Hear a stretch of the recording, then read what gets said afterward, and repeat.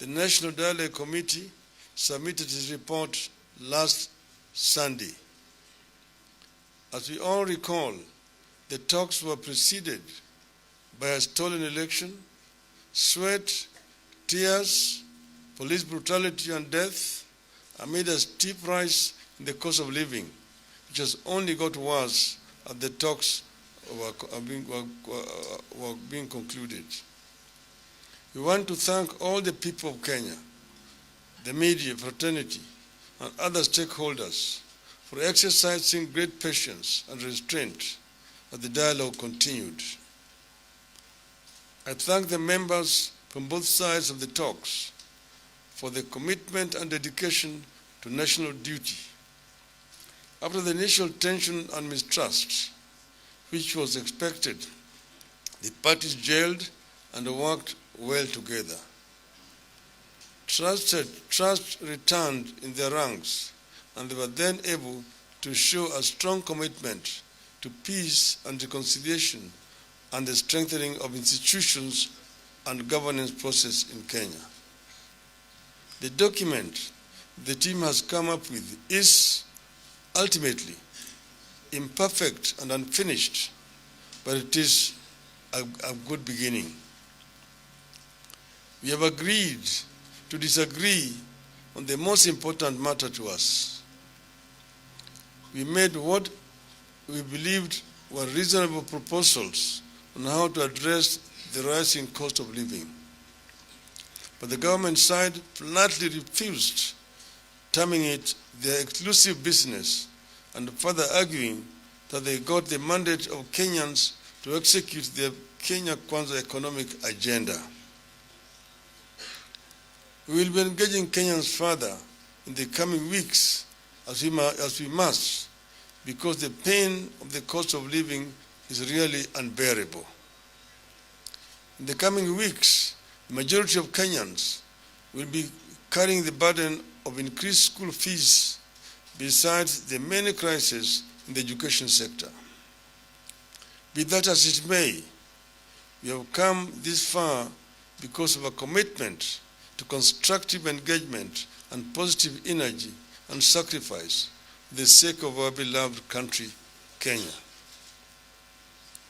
Our team was able to get positive results on a number of the issues that we had set out in our demands. These include electoral justice, which encapsulates audit of the 2022 election process, restructuring and the constitution of the IEBC, increase of the timelines for the Supreme Court to hear and determine a presidential election petition from 14 to 21 days, and a commitment to the spirit of multi-party democracy. We were also able to agree on the transfer of all devolved functions and the requisite resources to the county governments, in addition to amending the constitution to provide for the equitable share of the county governments to not less than 20% of all revenue collected by the national government from the current 15%, and the establishment of the World Development Fund. We believe that these are significant reform mileages that, if implemented, can help strengthen our governance and electoral processes and safeguard the march of democracy in Kenya. Azimio, however, remains deeply disappointed that the committee was not able to agree on the one fundamental issue on which Kenyans are united across the political divide. The two teams were unable to agree on the need and the means to reduce the cost of living. This is why we have described the document the committee presented as imperfect and unfinished. It was not for lack of trying on our part that the committee was unable to agree on the issue of cost of living. Kenyans will recall that at the beginning of the talks, the Kenya Kwanza administration was adamant that cost of living would never be taken to the discussion table, let alone being discussed. The Kenya Kwanza had insisted that the only issues it was ready to discuss were the reconstitution of the IEBC, implementation of the two-thirds gender rule, entrenchment of Constituency Development Fund, establishment and entrenchment of the office of the leader of the opposition, and the embedment of the office of Prime Cabinet Secretary. Through persistence and insistence, we forced cost of living onto the table. We had hoped that as the talks progressed, while life got harder for Kenyans, Kenya Kwanza leaders could have the empathy, soften their hearts, and agree to lessen the burden their policies had imposed on Kenyans. Our delegation pushed for the complete overhaul of the Finance Act 2023, which had come with harsh taxation measures and made and continue to make life unbearable to an overwhelming majority of Kenyans. At no expense to the government, we deployed our team of economists to recommend to the administration measures which, if adopted, would immediately bring the cost of living down. We asked the government to reduce travel budgets by 50%. We also called on the government to reduce the daily subsistence allowances for state and public officers by 30%. We further asked the government to reduce the road maintenance levy and the anti-adulteration levy by 5 shillings and 3 shillings per litre, respectively. Our team further asked the government to reduce VAT on fuel from 16% to 8%. We called on the government to scrap the housing levy, or at least make it voluntary. Unfortunately, Kenya Kwanza would not budge. Apparently, as the regime's economic policies hardened life for Kenyans, so did the regime harden its heart. We realized that without the goodwill of the top echelons of the Kenya Kwanza leadership, cost of living was never going to be addressed. They told our team that the cost of living was a government issue, that they have a manifesto and the mandate of the people of Kenya to implement it. This is the hustlers, the Juakali, the Mamamboga, and the Boda Boda. Our team realized that the whole issue of cost of living is extremely sensitive in the Kenya Kwanza circles because it is a gravy train on which many corrupt interests have converged. Cost of living cannot come down because the key people in the government are eating from it. That is why cabinet secretaries and other Kenya Kwanza shareholders recently fought over oil in the high seas. We got to understand that the housing levy, which even the courts have now found to be unconstitutional, cannot be scrapped because it is a gravy train. It is from this levy that the Kenya Kwanza hopes to build a campaign war chest for the next election. They forget that they may not get there. We realize that Kenya Kwanza cannot touch cost of living because it anchors the massive corruption that has returned to the country.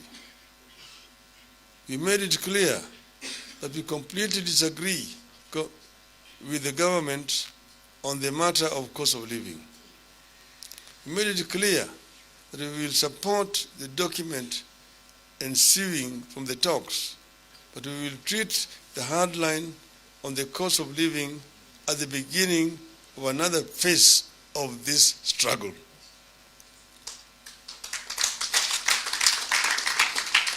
We will seek other ways to press the government to listen to the cries of the people and bring down the cost of living. The other ways will include, it will not be limited to, consultations with the people. At all times, we will retain the right to call on the people to take steps that we deem necessary to force the government to lower the cost of living. We also support the document with the proviso that certain aspects must be approved by the people by way of a referendum. To create the office of the leader of opposition or to formalize the office of the Prime Cabinet Secretary, the people of Kenya have to have their say by way of a referendum. Besides, it is a constitutional requirement that such significant restructuring of government must go through a referendum to avoid the mischief that may be played by some people going to court. It is also our stand that this country cannot continue moving forward by being undecided. We have to agree whether we want a parliamentary, presidential system, or a hybrid system. Thank you. End of the statement.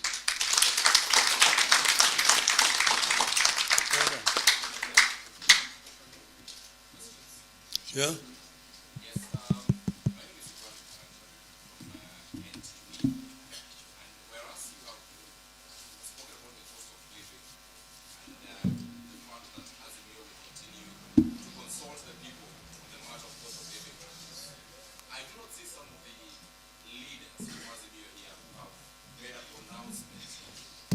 Rejecting this particular report. I'm speaking about Martha Karua and also Eugene Wamalwa, who's a member of that particular committee.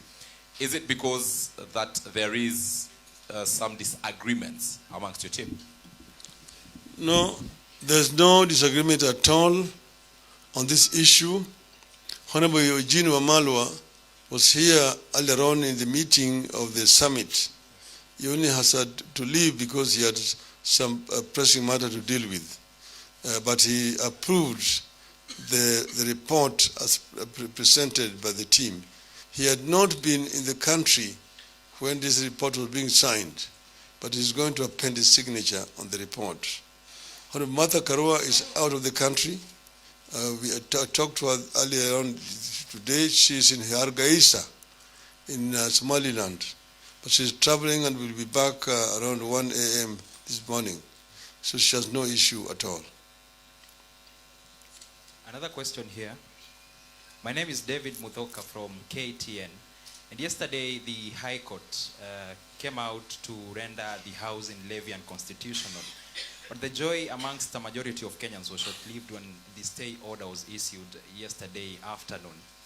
And senior government officials today, including Lanciers Alice Wahome, have now come out to tell employers as well as workplaces that if they do not remit this 1.5%, then they will be fined and that there will be consequences. What do you make of that statement from these government officials?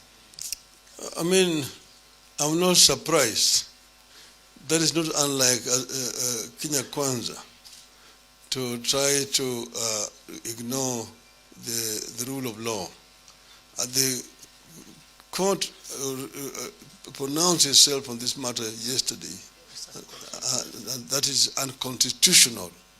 And therefore, even though they say there's a stay, my view is that the matter still remains unconstitutional. And therefore, I would urge all the employers to immediately stop paying anything, because you'll be acting unconstitutionally. Thank you. That's fine. I'm Chris Owino from Ramogi TV. Absolutely. My question is still in line with the question that Muthoka has just asked. Do you feel like it was uncalled for the three-judge bench to extend a grace period, or rather give the government a grace period, having said that that was an illegality? Was it uncalled for? What's your take? You don't need to criticize actually. No. We don't. It's a question of interpretation of what the court said. But the court made a very fundamental pronouncement that this matter is unconstitutional. Period. Yes. It's unconstitutional. As I did A stay does not make it constitutional. Okay, thank you very much. Senior counsel.